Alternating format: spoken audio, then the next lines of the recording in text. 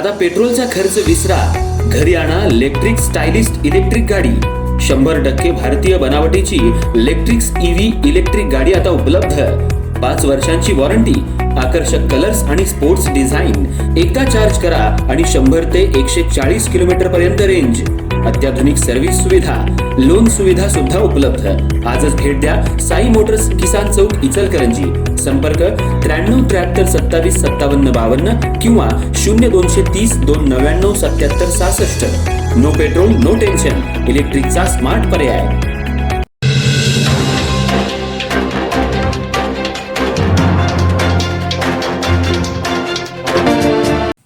श्री दत्तगुरूचं पवित्र स्थान म्हणून प्रसिद्ध असलेल्या श्री क्षेत्र नृसिंहवाडी इथं गुरुपौर्णिमेनिमित्त हजारो भाविकांनी श्री दत्त दर्शनासाठी मोठी गर्दी केली।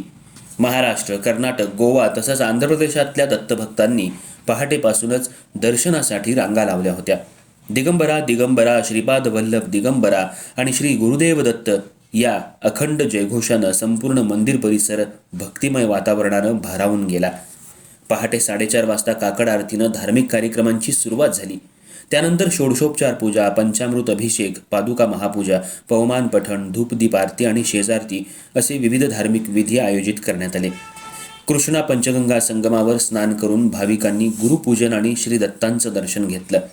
गुरुपूजनाचा सोहळा येथील प्रमुख पुजारी मानकऱ्यांच्या उपस्थितीत संपन्न झाला। आजपासून चातुर्मास प्रारंभ झाल्यानं गुरुवारपासून पारंपरिक पालखी सोहळा स्थगित करण्यात आला असून त्याऐवजी इंदुकोटी आरती पूजा विधी सुरू करण्यात आल्याची माहिती देवस्थान प्रशासनानं दिली।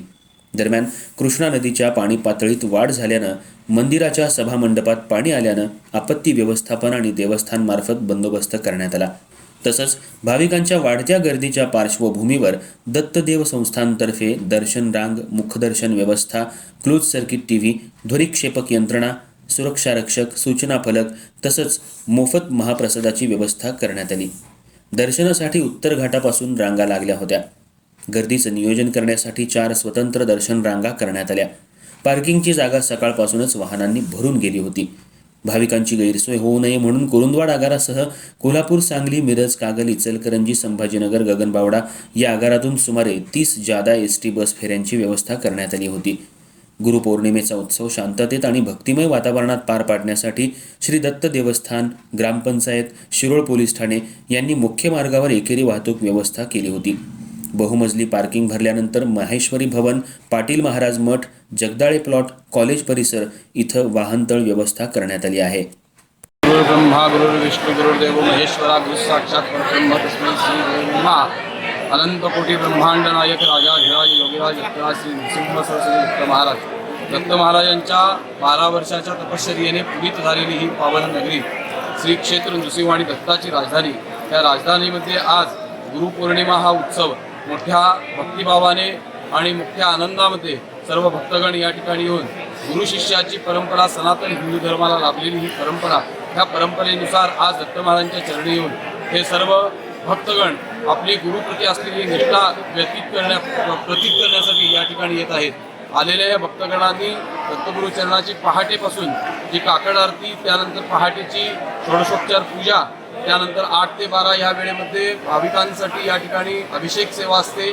त्यानंतर 12:30 वाजता मुख्य पादुकांना महापूजा, दुपारी 3 वाजता पवमान पंचसूक्ताचे पठण, सायंकाळी 7:30-8 वाजता धूपारती, त्यानंतर इंदुकोटी।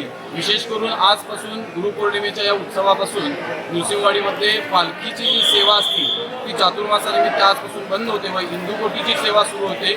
अशा प्रकारे भक्तिभावाने सर्व भक्तगण गुरुचरणी आपली सेवा समर्पित करण्यासाठी या ठिकाणी येत आहेत।